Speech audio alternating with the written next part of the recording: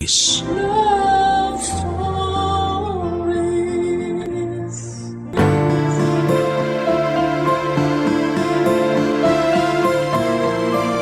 Ang pag-alis ng isang ina patungong ibang bansa ay isang desisyon na puno ng emosyon at sakripisyo.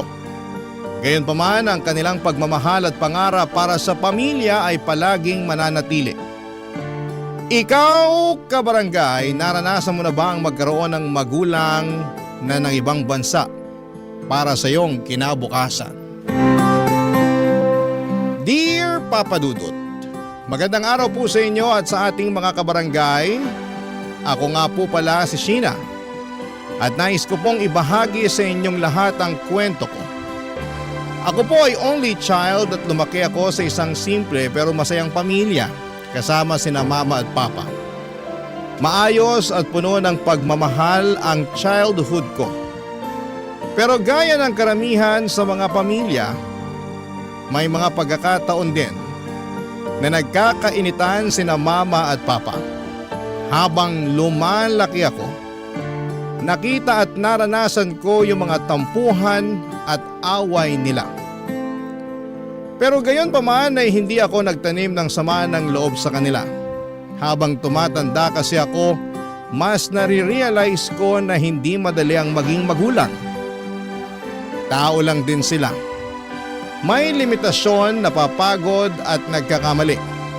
Pero sa kabila ng lahat ay hindi naghiwalay sina mama at papa. Lagi nila akong ginagawang priority at sapat na yon para masabi kong mahal nila ako. At kahit papaano ay masasabi ko rin na maswerte pa rin ako. Hanggang sa dumating yung panahon na nawalan ng trabaho si Papa. Doon na talaga nag-iba ang takbo ng buhay namin.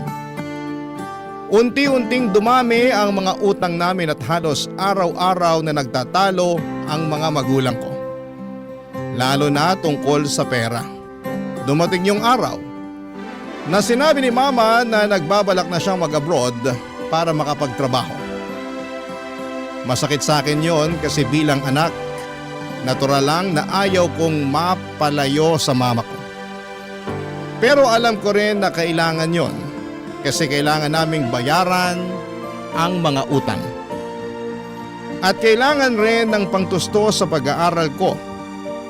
Nangako naman si Papa na maghahanap siya ng bagong trabaho para mas makaraos kami kahit papaano. Pagkalipas ng ilang buwan ay dumating na yung araw ng pag-alis ni Mama para makapagtrabaho sa ibang bansa. At kaming dalawa na lamang ni Papa ang naiwan sa bahay.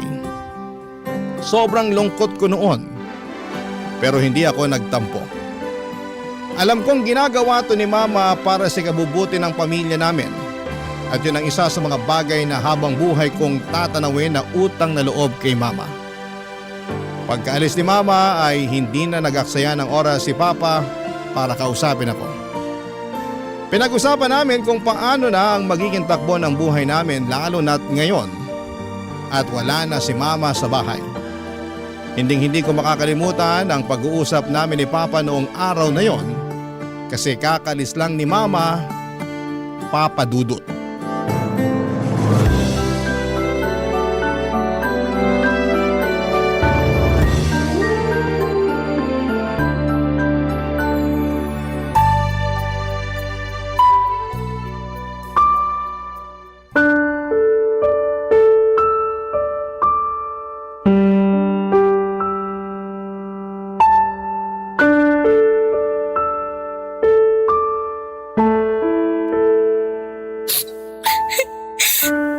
Tahan na, anak. Pa, dapat hinatid na lang natin si Mama sa airport eh. Yung mama mo mismo ang nagsabi na wag na daw natin siyang ihatid kasi baka lalo lang daw siyang malungkot sa airport. Isipin mo na lang na ginagawa ng mama mo to para mas guminhawa ang buhay natin at para makapagtapos ka rin ng pag-aaral.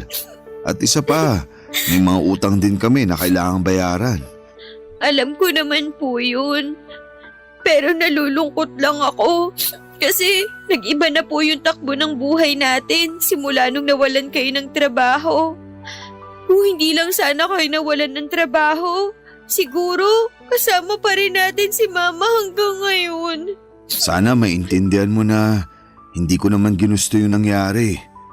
Palugin na kasi yung hotel na pinapasukan ko noon at kinailangan nila mag-lay off ng mga empleyado.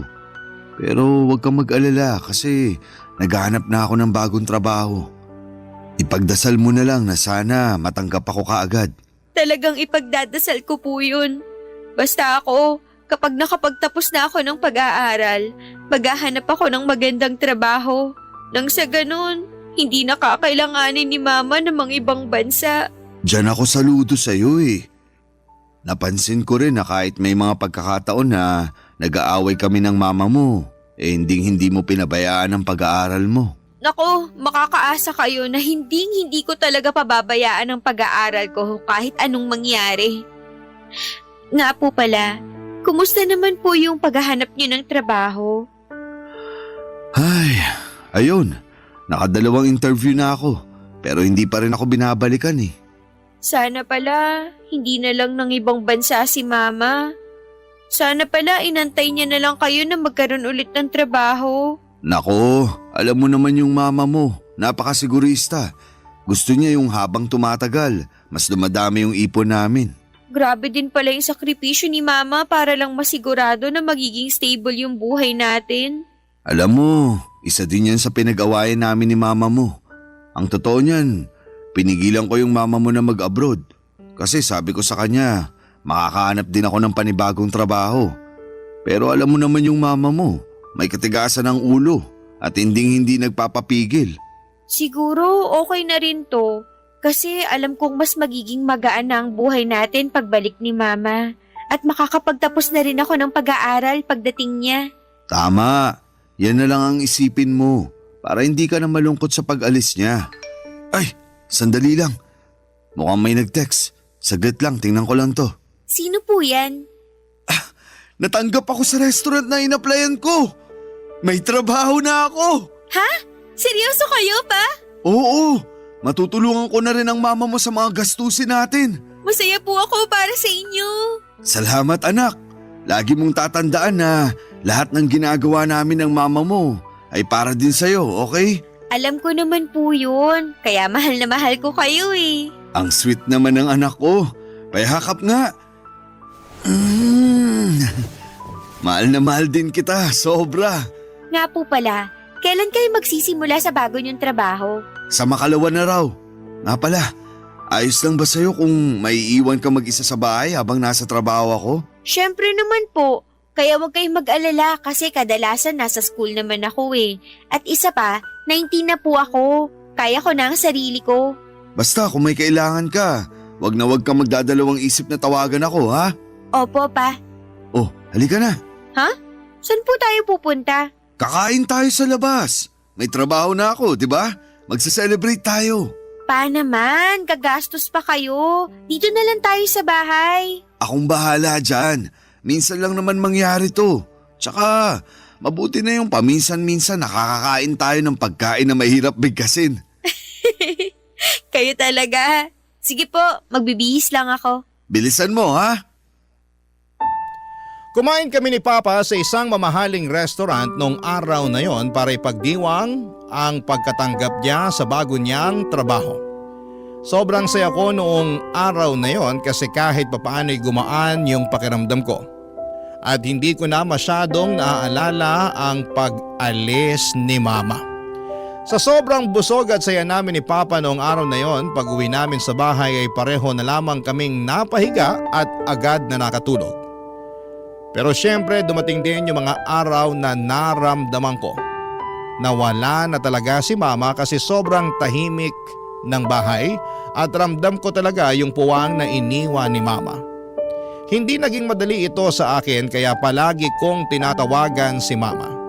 At sa bawat tawag ay parang unti-unti ko nang natatanggap na kailangan naming magkalayo pansamantala. Buti na lang talaga at mukhang masaya at maayos si Mama sa pinagtatrabahuhan niya. At kapag hindi kami nakakapag-usap ni Mama, lalo na kapag sobrang busy siya ay nilulublog ko na lamang ang sarili ko sa pag-aaral. Iniisip ko na siguro kung magbisi-bisihan ako, mas mabilis lilipas yung mga araw. At dumating na rin yung araw na nagsimula ng magtrabaho si Papa. At hating gabi na siyang nakakauwi. Minsan nakakatakot kasing mag-isa lamang ako sa bahay. Lalo na kung walang pasok pero madalas nakakalungkot. Pero pinipilit kong intindihin ang sitwasyon, Papa Dudut. Alam ko naman na ginagawa nila Mama at Papa ito para sa kinabukasan namin. May mga araw na rin na sobrang gulo at dumi na sa bahay. Hindi dahil sa tamad kami kundi dahil pareho kaming palaging pagod ni Papa. Napapansin ko na talaga na may mga bahagi na ng bahay na nababalot na ng alikabok. At yung mga halaman namin sa labas ay parang unti-unti nang nalalanta. Ang totoo niyan, kaya ko namang maglinis. Pero hindi ko lang magawa araw-araw dahil sa dami ng ginagawa ko sa school.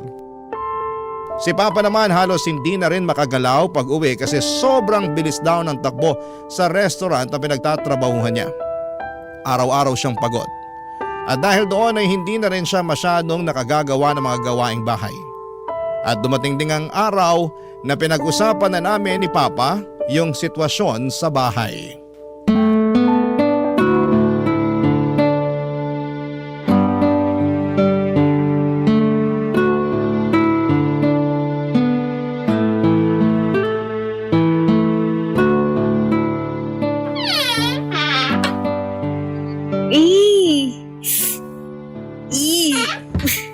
Ano ba yan, Kadiri? Oh, Sheena, anak. Anong ginagawa mo dyan? Ang baho na nitong cabinet sa ilalim ng lababo. Tapos may mga bubwit at ipis na nagsisilabasan. Pasensya ka na talaga kasi sobrang nakakapagod yung trabaho ko sa restaurant. Kaya yan, wala na tuloy akong oras para maglinis. Naiintindihan ko naman po kayo. Ganon din naman ako kasi malapit na po yung midterms namin. Tapos may mga projects pa po ako. Kaya yan, napapabayaan ko na tuloy itong bahay. Sa palagay ko, mas makakabuti kung kukuha tayo ng kasambahay. Ano sa tingin mo?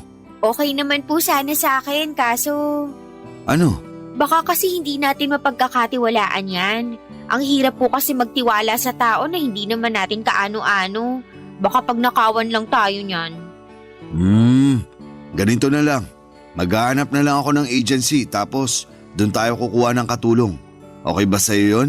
Sige po, mas mapapalagay tayo kung sa agency tayo kukuha ng kasambahay. Huwag ka na rin mag-alala kasi ako na din ang kakausap sa mama mo tungkol dito, ha?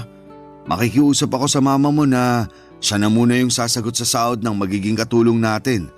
Kasi alam mo naman, kakasimula ko lang sa trabaho.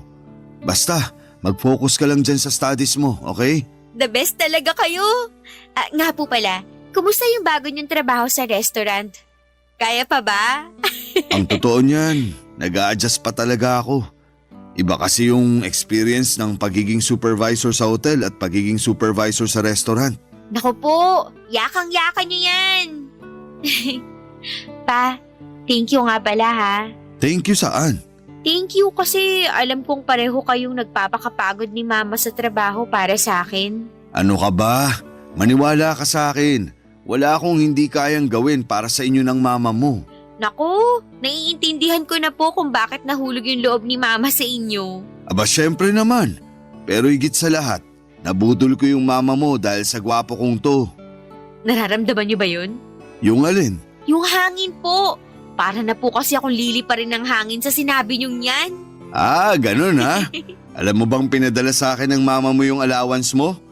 Bala ko pa naman sana na ibigay sa'yo ngayon to. Andito na nga sa bulsa ko. Kayo po talaga, hindi na mabiro. Sigurado ako na mahihiya si Ruru Madrid sa kagwapuhan niyo. Akin na po yung allowance ko. Nambola pa talaga. Oh, eto na yung allowance mo. Nga pala anak, kumusta na yung mama mo? Hindi po ba kayo nag-uusap? Nag-uusap naman. Kaso nitong mga nakaraang araw, hindi na ako masyadong nakakapag-update sa mama mo. Kasi sobrang busy namin dun sa restaurant. Nung huli kaming nag-uusap, binili niya lang sa akin na ibigay ko raw sa'yo yung allowance mo.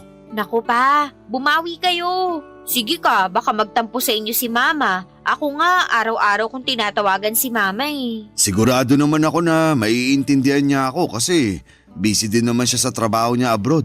Kung sa bagay. Anyway, mukhang okay naman na po si Mama. Araw-araw siyang nagchat-chat sa akin para kumustahin yung pag-aaral ko. Mabuti naman kung ganun. Alam mo, matagal ng pangarap ni mama mo yung makapagtapos ka. Kasi hindi siya nakapagtapos eh. Bakit naman po? Hindi pa pala namin nakwento sa'yo yung dahilan kung bakit hindi na nakapagkoleyo yung mama mo. Hindi pa po. Ganito kasi yan. 19 years old lang yung mama mo noon. At ako naman 20 years old nung nagpakasal kami. Ang totoo nga niyan, sumalangit nawa ang mga kaluluwa nila. Tutol na tutol yung lola at lolo mo sa pagmamahala namin ng mama mo. Pero talagang ipinaglaban ko yung relasyon namin. Naku po, kayo pala yung dahilan kung bakit hindi nakapagtapos si Mama eh. Nakakahiyamang aminin, pero parang gano'n na nga. Pero maayos naman ang kalagayan natin ngayon. Hindi rin naman tayo namumulubi, hindi ba? Kung sa bagay, basta ako, sisiguraduhin ko po talaga na makakapagtapos ako ng pag-aaral para po sa inyo ni Mama. Proud na proud ako sa iyo, anak. Pareho kaming maswerte ng mama mo sa iyo. Kayo naman po ngayon ang nambobola sa akin. Nga pala, doon na muna ako sa kwarto ko ha. Maghanap lang ako sa internet ng mga agency na pwede natin pagkuhanan ng kasambahay. Sige po. Kay Papa ko ipinagkatiwala yung paghahanap ng agency at gusto ko na rin na makahanap kami ng kasambahay sa lalong madaling panahon. Sosyal, hindi ba? Pues kung sa tingin ninyo po ay mayaman kami ay nagkakamali kayo. Hindi po kami mahirap pero yung kinikita kasi nila Mama at Papa ay hindi rin sapat para matawag nyo kaming mayaman. May mga gabi talaga na napapadasal na lamang ako na sana'y manalo kami sa loto. Sana yung iniisip na lang namin ay kung paano gagastusin ang napakaraming pera. Hindi kung paano pagkakasyahin ang kulang. Pero alam ko rin sa sarili ko na hindi ganong kadali ang buhay kaya sinabi ko na lamang sa sarili ko na sige lang, kapit lang. Huwag kang susuko dahil alam ko na darating din yung araw na kapag nakapagtapos na ako ay aangat din kami sa buhay. Aangat kami sa puntong hindi na kakailanganin pa na magtrabaho ni na Mama at Papa. Gusto ko na lang silang mag-retire at mag-enjoy sa buhay habang ako naman ang magtatrabaho para sa kanila. At noong mismong araw na yon ay tinawagan ko si Mama. Buti na lang at nagkatugma yung free time namin. At ang sabi ni Mama sa akin ay halos hindi na nga raw sila nakakapag-usap ni Papa. Hindi na daw kasi tugma ang schedule nila sa trabaho. Pero sinabi sa akin ni Mama na kinausap na daw siya ni Papa tungkol sa balak naming kumuha ng kasambahay at pumayag naman kaagad si Mama. Pero nakakalungkot na marinig na unti-unti nang nawawala na sila ng oras para sa isa't isa. Kaya tahimik akong nagdasal ng gabing yon. Hiningi ko kay Lord na sana'y hindi mapagod ang mga magulang ko at hindi lang sa trabaho, kundi pati na rin sa relasyon nila. Sana'y hindi mawala yung lambing, yung pag-unawa, yung pagmamahalan kahit na lubog na sila sa pagtatrabaho. Kasi sa totoo lang, sila na lang talaga ang sandigan ko. Sila Mama at Papa ang tanging inspirasyon ko kung bakit ako patuloy na nagsusumikap at nangangarap sa buhay, Papa Dudut. Barangay Love Stories. Barangay Love Stories. Dumating na rin ang araw na may nakontak na raw si Papa na magandang agency. At sa mismong araw din na yon ay may ipapadala na raw na kasambahay ang agency na tinawagan ni Papa. Ang totoo niyan, Papa Dudut, hindi pa rin ako mapakali. Ang ibig kong sabihin ay paano kung magnanakaw o may masamang balak ang makuha naming kasambahay. Ang dami kong iniisip pero pinilit ko na lamang natigilan na ang pag-overthink. Ang iniisip ko na lamang na sa wakas may makakatulong na rin sa amin ni Papa sa mga gawaing bahay. Na sa wakas ay hindi ko na kailangang tiisin yung baho at dumi ng cabinet sa ilalim ng lababo. At sa wakas ay madidiligan na ulit ang mga halaman namin at wala na rin akong makikitang alikabok at agyo sa bawat sulok ng bahay namin. At ang totoo niyan ay hindi ito ang unang pagkakataon na magkaroon ng kasambahay kasi nandito pa si mama, siya talaga ang gumagawa ng mga gawaing bahay.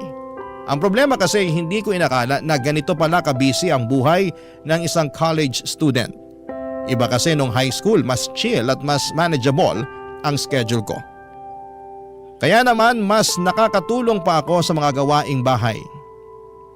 Pero sa college, halos lahat kailangan kong pagsabay-sabayin. Projects, deadlines, at requirements. Kaya na-realize ko na mas okay na rin na may kasambahay kami para mas makapag-focus na talaga ako sa pag-aaral. Napaisip nga rin po ako na sobrang swerte pala talaga ng mga Pilipino kasi balita ko mahal daw ang kumuha ng kasambahay sa ibang bansa. Kaya doon ko rin naisip na dapat ay i-appreciate natin ang pagkakataon na may kasambahay tayo. At yun na nga, Papa Dudut. Makalipas ang ilang oras ay dumating na rin yung kasambahay na inaasahan namin ni Papa.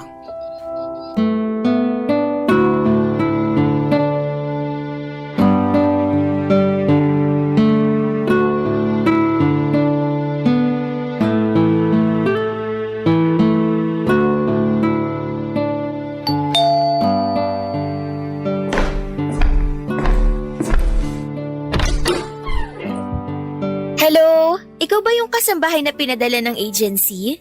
Ay oo, ako nga po. Halika, pasok ka. Maupo ka rito sa sala. Salamat. Kayo po ba yung magiging amo ko? Ah, hindi. Anak lang ako. Ang totoo niyan, yung papa ko ang magiging amo mo. Siya rin yung kumausap doon sa agency na pinanggalingan mo. Nga pala, ako si Sheena. Hello po, Ma'am Sheena. Ako nga po pala si Celine. Nice to meet you. Ganda naman ang pangalan mo. Ay, thank you po, Ma'am. Ano ka ba? Sheena na lang. Huwag na yang ma'am. At tigilan mo na rin ang kakapo mo sa akin. Sige, Sheena. Antayin na lang natin si Papa ha. Nasa kwarto pa kasi nagbibihis. Pagpasensyahan mo na lang kasi daig pa nun yung babae kung magpalit ng damit. Maiba ako. Gaano ka nakatagal nagtatrabaho bilang kasambahay? Mag-iisang dekada na rin po. Uy, totoo? Ang tagal na rin pala. Kaya nga ang totoo niyan wala namang problema dun sa huling pamilya na pinagsilbihan ko. Kaya lang nag-migrate sila sa ibang bansa. Kaya yun, kinailangan kong umalis. Ah. Uy pa, mabuti naman at natapos na rin kayo sa wakas. Akala ko hindi na kayo lalabas eh.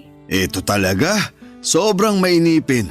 Ay, nga pala, Celine yan si Papa Rodolfo ko. Siya ang magiging amo mo.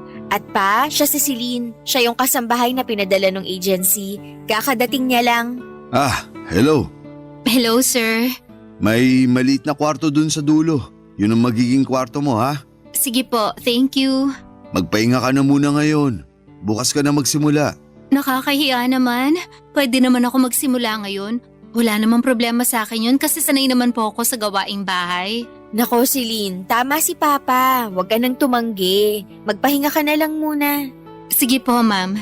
Ay, ano ba yan? Di ba kakasabi ko lang sa'yo na wag mo na akong tawaging ma'am? At tigilan mo na rin yung kakapo mo sa akin. Kay Papa lang bagay yan eh. Uy, grabe ka sa akin. Para mo na rin sinasabi na matanda na ako. Bakit? Hindi po ba? Ikaw talagang bata ka. Gusto mo bang pabalikin ko na lang si Celine sa agency niya para sa'yo ko na lang ibilin yung paglilinis dun sa maduming cabinet? Ay nako, Celine. Masasanay ka na sa amin kasi ganito talaga kami mag-asara ng Papa ko. Nakakatuwa nga kayong tignan eh. O ayan, dapat ganyan lang. Wala nang po at ma'am, maliwanag. Sige, Sheena. Perfect, di ba? Parang barkada lang. Ay nako. Oh, ikaw na munang bahala dyan kay Celine, ha? Papasok na muna ako sa kwarto. Sige pa. Halika, Celine. Bibigyan kita ng panandaliang house tour. Eto nga pala yung kusina. Pagpasensyahan mo na tong kusina ha, kasi medyo marumi. Ikaw nang bahala dito bukas ha. Huwag kang mag-alala. Bukas na bukas, pakikintabin ko tong kusina nyo. Ay, salamat naman. Alam mo ba, na hate ko talaga yung maglinis ng kusina. Mabuti na nga lang talaga at nandito ka na. Halika, may papakita pa ako sa'yo. Tapos, ito naman yung laundry area. Ayan, dyan ka maglalaba. Maganda yung laundry area nyo ang laki. Bukas sa bukas, sisimulan ko na rin ang paglalaba. Hulog ka talaga ng langit. Dito naman tayo. Tapos yan yung maliit namin na garden. Uy, pasuyo na lang ako sa mga halaman dyan ha. Karamihan dyan halos hindi pa nga nadidiligan kasi sobrang busy namin ni Papa. Ako na bahala dyan. Ay, oo nga pala, bago ko makalimutan. Pahingi ako ng number mo para makontak ka namin kung sakaling wala kami ni Papa dito sa bahay. Eto yung cellphone ko, pakisave na lang yung number mo dyan. Sige. 0926. Ayan, nasave ko na. Perfect! Ako na rin ang magbibigay kay Papa nitong number mo. Sige na, pumasok ka na dun sa kwarto mo. Magpahinga ka na muna. Papadudot hang ako kay Celine na mga panahon na yon. Maayos niyang nagagawa lahat ng mga gawaing bahay mula sa paglilinis, pagluluto, paglalaba hanggang sa mga maliliit na bagay na minsan nakakalimutan na naming bigyan ng pansin. Wala akong masabi pagdating sa kalidad ng trabaho niya. Kasi talagang maayos at maasikaso siya. Hindi rin siya nagdadalawang isip tuwing may ipapagawa kami sa kanya. Kahit minsan ay sabay-sabay pa yon, kaya niya talagang pagsabay-sabayin nang hindi nagrereklamo. Siguro ay nakakatulong din na bata pa siya. Parang nasa late 20s pa lamang yung edad niya. Kaya may lakas pa at hindi siya kaagad napapagod. Isa pa sa mga pinaka na-appreciate ko kay Celine ay ang pagiging trustworthy niya. Sa tuwing wala kami ni Papa sa bahay, panatag ang loob namin. Walang nawawalang gamit at tuwing umuwi kami ay maayos ang lahat. Malinis ang bahay, nakahain na ang pagkain at alam niya na kaagad ang gagawin kahit na hindi mo na siya utusan. Kaya kahit papaano ay gumagaan din ang buhay namin dahil sa tulong niya. Lumipas nga ang mga buwan at naging consistent naman ang performance ni Celine. Tahimik lamang siya, hindi madaldal pero kapag kinakausap mo, maayos naman siyang sumasagot at magaling din. Wala kaming naging issue sa kanya kaya siguro'y naging kampante rin kami sa presensya niya sa bahay. Pero isang araw, noong nagpaalam ako kay Papa na mag-overnight ako sa bahay ng kaklase ko para gumawa ng group project. At habang naghahanda ako ng mga dadalhin kong gamit ay napansin ko na nawawala yung flash drive ko. Sobrang importante po noong flash drive na yon kasi doon nakalagay lahat ng mahalagang files ko para sa school. Kaya naman nagpanik na ako at hinalughog ko talaga ang bahay para lamang mahanap yung flash drive ko na yon, papadudot.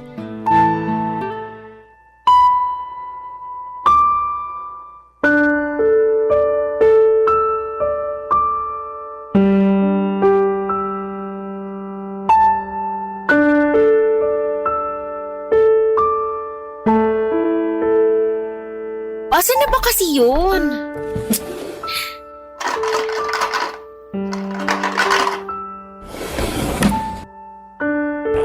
Nak, papasok ako ha.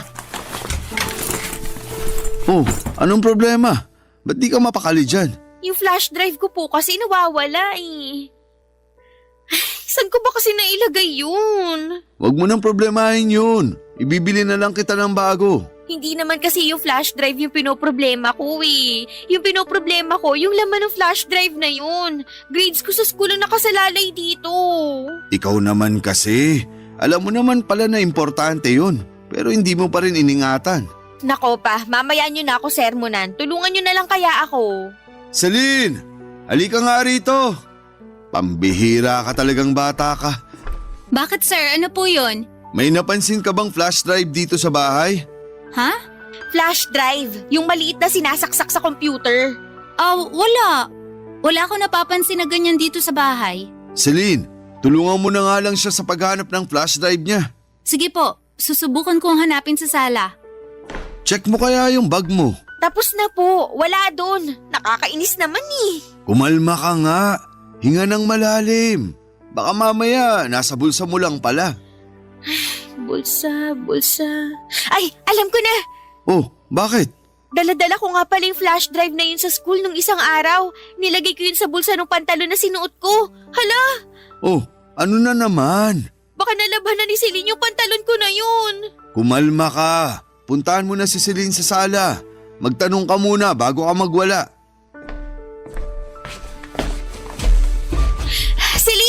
Sandali lang! Hindi ko pa rin nahahanap yung flash drive mo dito sa sala. Yung pantalon na sinuot ko ng isang araw, nalaban mo na ba? Hindi pa. Ay, salamat. Saan mo nilagay yun? Nasa laundry area. Nakatambak kasama ng ibang mga maruruming damit. Bakit?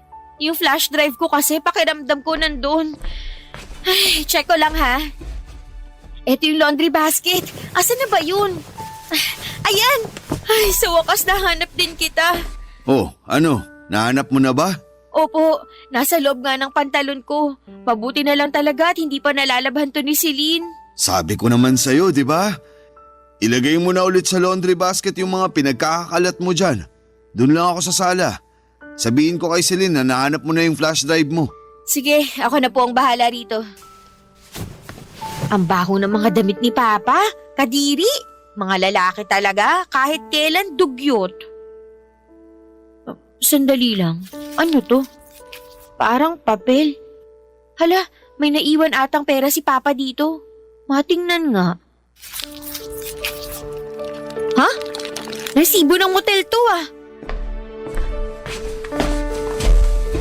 Pa, Oh, anak. Naayos mo na ba yung mga damit na pinagkakakalat mo? mukhang kayo ang may kailangang ayusin. Celine, umalis ka na muna dito. Iwan mo muna kami ni Papa. Sige. May problema ba? Paano to? Bakit may resibo kayo ng motel ha? Ano? Saan mo naman nahanap yan? Nakita ko sa bulsa ng shorts nyo. Wala yan, nak. May isang beses kasi sa trabaho na napagod ako. Kaya napagpasyahan ko na mag-check-in muna sa motel. Siguraduhin nyo lang po na nagsasabi kayo ng totoo. Madalang na nga lang kayo mag-update kay Mama, tapos lolokohin nyo pa siya? Hindi po nagpapakahirap si Mama sa ibang bansa para lokohin nyo. Makapagsalita ka naman. Yung mama mo lang ba yung nagpapakahirap? Akala mo ba hindi ako nahihirapan sa pagtatrabaho? Oo, siguro nga. Mas malaki yung sahod ng mama mo kaysa sa sinasahod ko sa restaurant. Pero wag mo naman sana ako malitin. Hindi po sa ganun yun. Yung sa akin lang naman ay sana hindi nyo pinagtataksilan si Mama. Wala akong ginagawang masama. Maniwala ka. Siguraduhin nyo lang po. Kasi hindi ko po kayo mapapatawad kapag nalaman ko na may ginagawa kayong kalokohan. Hindi na po ako natuloy sa bahay ng kaibigan ko noong araw na yon.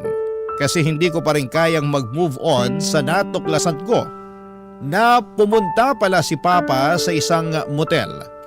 Sobrang nakakapanlumo po talaga, Papa Dudut, at hindi ko maiwasang magduda. Kasi sino ba naman ang pumupunta ng motel para matulog lang? Matapos yung usapan namin ni Papa ay nagkaroon na ng ilangan sa pagitan namin ni Papa. May kailangan ako kay Papa, kay Celine ko palaging pinadadaan at ganon din si Papa. Naawa talaga ako kay Celine noon kasi siya yung palaging naiipit sa gulo namin ni Papa. Nagtatrabaho lang naman siya na maayos tapos ngayon ay nadadamay pa siya sa ilangan namin ni Papa.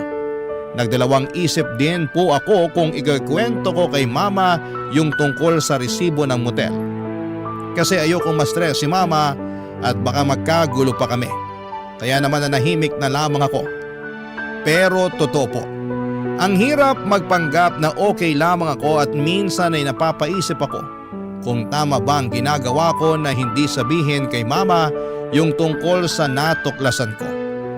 Nang mga panahong yon ay tanging ginawa ko na lamang ay nag-focus sa pag-aaral para hindi ko na maisip ang lahat ng yon. At sa totoo lang ay nagtataka ako kung bakit may ilangan sa pagitan namin ni Papa. Pero isa lang ang alam ko, hindi ako magpapakumbaba para kausapin si Papa kasi siya naman tong nahuli ko na may resibo galing sa motel, hindi ba? Minsan kahit na nababahala ako sa lahat ng nalaman ko kahit papaano, ay inunawa ko pa rin si Papa kasi baka nga naman may magandang dahilan siya at nagpahinga lang talaga siya sa motel noong araw na yon. Napagtanto ko rin na baka masyado lamang ako naging mapanghusga sa lahat ng mga nangyari, Papa Dudut. Pero ano nga kaya ang totoong kwento ng resibo sa motel? Barangay Love Stories. Barangay Love Stories. Noong nagkaroon kami ni Mama ng pagkakataon na mag-usap ng mas matagal, Pasimple ko siyang tinanong tungkol sa mga pinag-aawayan nila ni Papa noong nandito pa si Mama sa Pilipinas. Kasi Papa Dudut, madalas ko silang marinig na nag-aaway ni Mama pero ni minsan ay hindi ko inalamang kadahilanan. Sabi ko kasi noon ay problema nila yon bilang mag-asawa at ayoko na sanang makialam pa. Pero ngayon, nawala na si Mama at kami na lamang ni Papa ang natira sa bahay, parang nararamdaman ko na may karapatan na akong malaman ang mga bagay-bagay. Kinuwento sa akin ni Mama na matagal na pala niyang may hinala siya na may ibang babae si Papa. Pero palagi raw itong tinatanggi ni Papa. At hindi na rin pinatagal ni Mama ang isyo kasi wala naman siyang pruweba na makakapagpatunay na nambababae nga si Papa. Noong sinabi niya yon, gustong gusto ko na sanang isumbong sa kanya yung nakita kong resibo ng motel. Pero pinili ko na lamang na manahimik. Ayoko magdulot pa ng mas malaking gulo sa pamilya namin. May mga kaibigan ako na lumaki sa broken family at nakikita ko kung gaano kalalim ang sakit at depression nila dahil hindi nagkakaayos ang mga nanay at tatay nila. At ayokong maranasan yon, kaya naman nag-decide akong hindi na lamang sabihin kay Mama ang tungkol sa natuklasan ko. Wala rin naman akong solid na pruweba para patunayan na may ginagawang kalokohan si Papa maliban doon sa resibo ng motel. Pero pagkatapos ng ilang araw, Papa Dudut, hindi ko po akalain na ang tadhana na pala mismo ang maghahanap ng paraan para malaman ko ang buong katotohanan. Isang gabi habang natutulog ako ay bigla akong nagising dahil nagutom ako. Lumabas ako ng kwarto at pumunta sa kusina. Hindi rin kasi ako nakapaghapunan noong araw na yon dahil sa dami ng schoolwork ko. Pero ang hindi ko alam ay habang lumalabas na ako ng kwarto papunta sa kusina, tinutulungan na pala ako ng tadhana na matuklasan ang isang bagay na tuluyan ng sisira sa pamilya ko.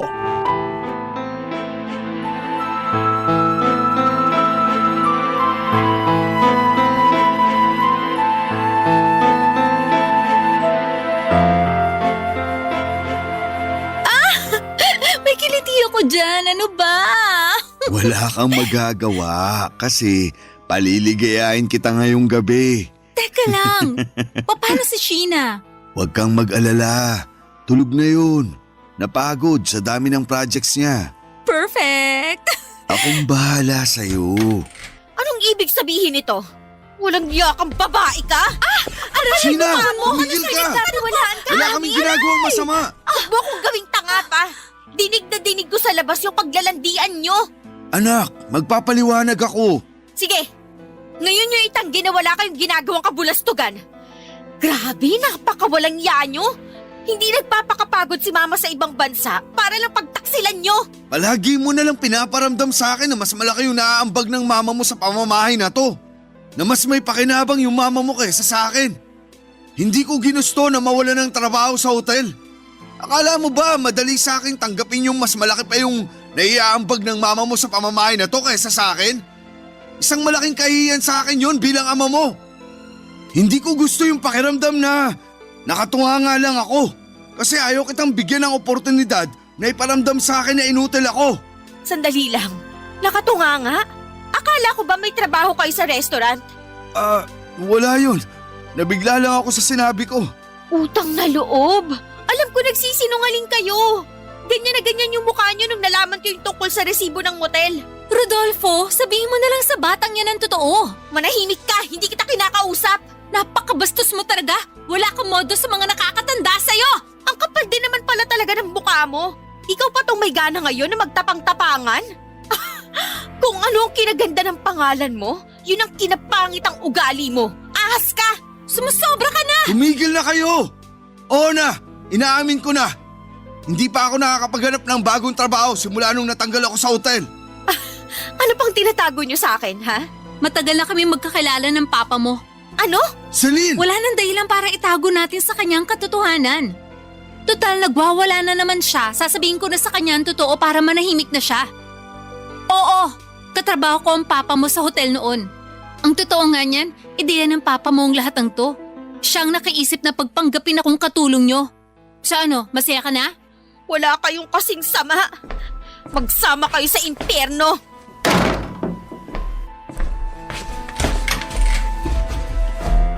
Anak, sandali lang! Kukunin ko ng mga gamit ko at lalayas na ako sa bahay na to.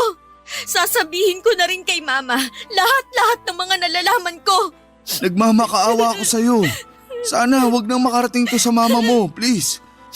Hindi mo naman siguro gugustuhin na magkawatak-watak ang pamilya natin, di ba? Please lang, nakikiusap ako sa'yo bilang tatay mo. Tatay? Maraming lalaki ang pwedeng maging tatay. Pero hindi lahat ng lalaki ay may kakayahang magpakama. Nung nag-abroad si Mama, sinamantala mo yun para ipasok sa buhay natin yung kabit mo. At talagang pinagpanggap niyo pa siyang katulong natin. At malamang, pera din ni Mama ang ginagamit niyo para dyan sa kabit mo. Wala kayong kasing sama. Noong mga panahong akala ko, nagtatrabaho kayo. Nagpapakasarap lang pala kayo sa perang pinapadala ni Mama. Anak, makinig ka. Hiwalayin ko na si Celine. Patawarin mo lang ako. Napakadami niyo pong pagkakataon na hiwalayan yung babaeng yun. Pero hindi niyo ginawa. Aalis na ako at wala na kayong magagawa para pigilan ako. Hindi deserve ni Mama ang isang walang kwentang lalaking tulad niyo. Sobra po akong nasaktan ng gabing yon. Kaya tinawagan ko na lamang yung kaklase ko at nakiusap kung pwedeng sa kanya muna ako makituloy. At sa kabutihang palad ay pumayag naman siya. Pagdating ko sa bahay ng kaklase ko ay tinawagan ko kaagad si Mama at ikinuwento ko na sa kanya ang lahat ng mga nalaman ko. Hindi ko po kayang ilarawan kung gaano kalungkot si Mama noong time na yon. Hindi siya tumigil sa kakaiyak pero pinilit ko rin siyang kumbinsihin na wag nang balikan si Papa. Kasi naniniwala ako na once a cheater, always a cheater. Kung hindi ko pa nahuli si Papa at si Celine ay baka patuloy pa rin nila kaming niloloko. Grabe, Papa Dudut. Napakatanga ko para hindi agad malaman na nasa bahay lang pala namin ang kabit ni Papa. At mas lalo lang po akong nagalit nang malaman kong may mga panahon na nanghihingi ng pera si Papa kay Mama. Galit ako kay Celine pero mas nagalit ako kay Papa kasi siya ang punot dulo ng lahat ng ito. Si Papa ang kadahilanan kung bakit lumaki ng ganito ang gulo sa pamilya namin. Ang totoo niyan ay hanga ako kay Papa kasi nagawa niyang magpanggap na may trabaho siya. Pero yun pala kung ano-anong alibay na ang binibigay niya kay Mama para makakuha siya ng pera. Kaya naman napagkasunduan na lang namin ni Mama na uupan na lamang ako ng apartment malapit sa school ko at siya na rin ang sasagot sa upa ko. Ipinangako rin ni Mama na kapag natapos na ang kontrata niya abroad, babalik siya sa Pilipinas at ibebenta niya ang bahay namin at habang nasa abroad pa siya ay pag-iipunan niya na lang daw muna yung pang-annulment nila ni Papa. Sinabi din ni Mama na siya na lamang ang haharap kay Papa at mas mabuti na rin daw na wala akong contact kay Papa. Lumipas nga ang mga buwan at naging mapayapa naman ang buhay ko sa bago kong apartment. Wala na akong balita kay Papa at si Mama na lang ang lagi kong kinakausap. Mabuti na lang talaga at hindi ako naligaw ng landas. At mas pinagsikapan ko palalo sa school para kahit papaano ay mapasaya ko naman si Mama. Karamihan po kasi ng mga naririnig ko kapag may problema sa pamilya ay madalas nagbibisyo o tumitigil sa pag-aaral ang mga batang apektado. Pero pinili ko pong magpakatatag at magpatuloy sa buhay dahil nandyan pa si Mama na umaasa na makapagtatapos ako sa pag-aaral. Sinabi ko rin sa sarili ko na kapag nakatapos ako ay gagawin ko ang lahat para matulungan si Mama para hindi na siya mapilitang magtrabaho. Naging mapayapa na po ang takbo ng buhay ko hanggang sa isang araw ay may dumalaw sa apartment ko.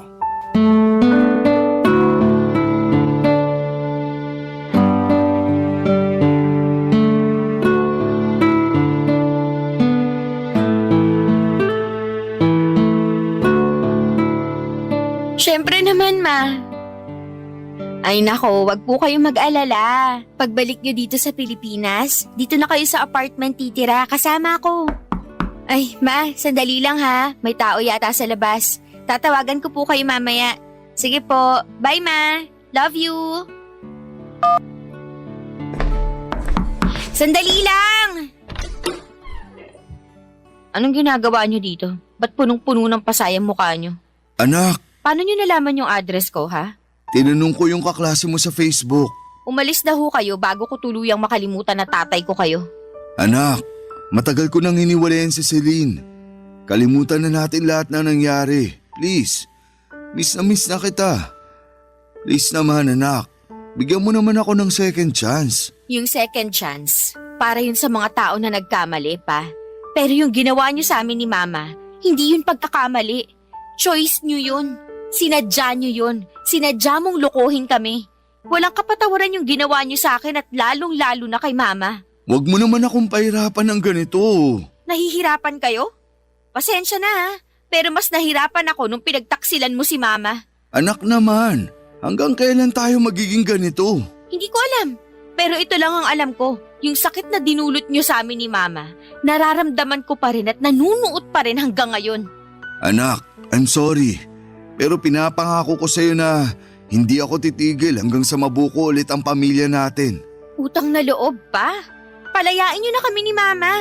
Hindi pa ba sapat yung hirap at sakit na dinanas namin sa inyo? At sa tingin mo ba hindi ako nahihirapan ngayon?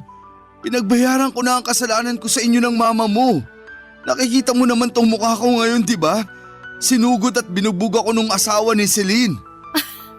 Grabe, saan kayo nakakakuha ng lakas ng loob para sisihin pa sa akin yan? Patong-patong na yung mga kasinungalingan ninyo. Matanong nga kita pa, alam mo pa ba kung ano ang totoo sa sarili nyo? Basta, gagawin ko ang lahat para lang makabawi sa inyo ng mama mo. Alam nyo ba na hanggang ngayon may sama ng loob pa rin si Mama sa inyo? Mabuti na lang talaga at nalaman ko yung totoo. Kasi kung hindi, malamang hanggang ngayon pinaglalaroan nyo pa rin kami. Anak, kailangan ko kayo ng mama mo. At alam kong kailangan nyo rin ako.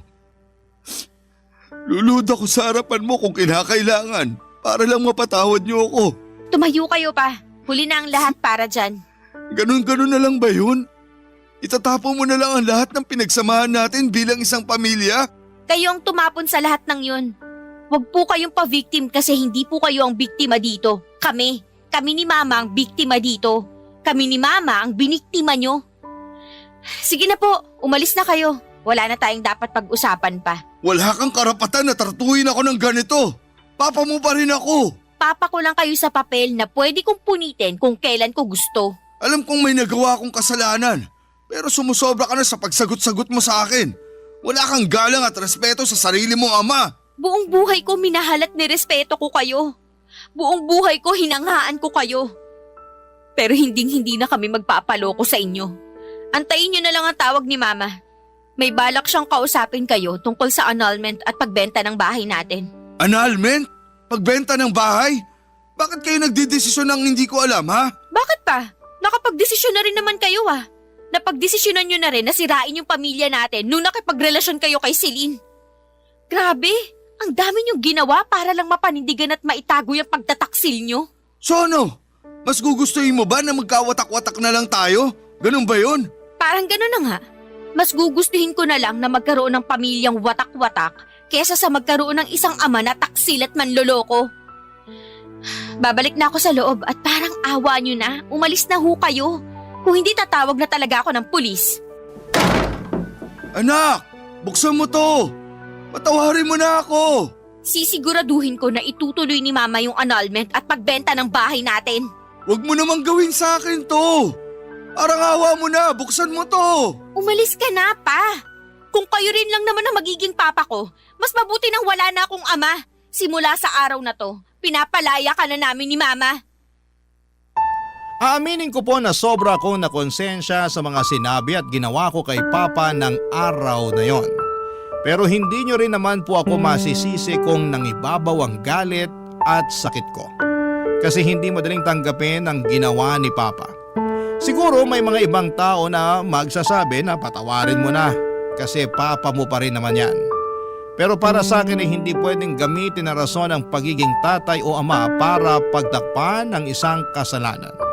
Ang pagiging tatay ay hindi nangangahulugang may karapatan silang mag-iwan ng napakalalim na sugat. Hindi pagkakamali ang ginawa ni Papa kundi isang desisyon. Sinadya niyang pagpanggapin itong si Celine na maging kasambahay para lamang magkaroon sila ng quality time. Minsan nga naiisip ko na baka sinadya niya talaga na hindi linisin ang bahay para maisingit ang ideya na kumuha ng kasambahay. At ang totoo po niyan, hindi ko alam kung saan nagpupunta si Papa tuwing wala siya sa bahay. At ang totoo niyan ay wala na akong balak alamin yan kasi hanggang ngayon nanggigigil at nanggagalaiti pa rin ako tuwing naaalala ko ang mga ginawa ni Papa at kung paano niya kaming pinagmukhang tanga at pinaikot ni Mama.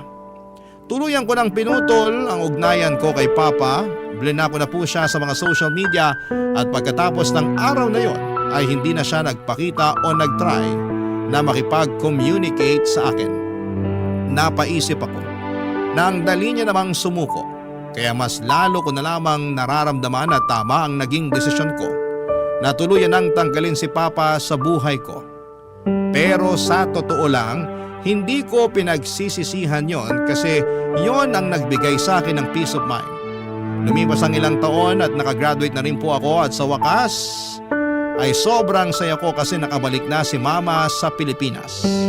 At nakahabol pa siya sa graduation ko. At doon ko na rin pinatuloy si Mama sa apartment na inuupahan namin. At pagkatapos ng ilang araw ay nakipag-ugnayan na si Mama kay Papa. And eventually pumayag na rin si Papa na ituloy yung annulment at pagbenta ng bahay kasi may iba pa palang babae si Papa. At may anak na rin sila. Sobrang babaero ni Papa at mas lalo niyang pinatunayan na hindi siya karapat-dapat na maging parte ng buhay namin. Kinalaunan ay nag-grant ang annulment at naibenta na rin po ang dati naming bahay. At ginamit namin ni Mama ang pinagbentahan ng bahay para bumili ng maliit na kondo. At hanggang ngayon ay napapakinabangan pa rin namin ang kondo na binili namin. At ang huling narinig ko ay nalulong na daw si Papa sa pagsusugal at iba pang bisyo. At naubos yung share niya sa pinagbentahan ng bahay. Ang sabi pa nga sa akin ni Mama na nag-message daw si Papa sa kanya at humihingi ng pera. Pero blinak siya ni Mama. At hindi na rin namin sinabi sa kanya ang address ng kondo na nabili namin. Tuluyan na talaga namin siyang binura sa buhay namin. Papa Dudut, alam ko na hindi masaya ang ending ng kwento ng buhay ko pero masasabi ko na at least nakalaya na kami sa buhay na puno ng kasinungalingan at panlilinlang. Maraming salamat po at binigyan niyo ako ng pagkakataon na maibahagi sa inyo ang parte ng buhay ko na puno ng sakit. Salamat po and more power po sa Barangay LS and God bless po sa inyo. Ang inyong forever kapuso at kabarangay, Sheena. Anong say mo sa Barangay Love Stories na ito? Pagkwentuhan natin sa comment section yan.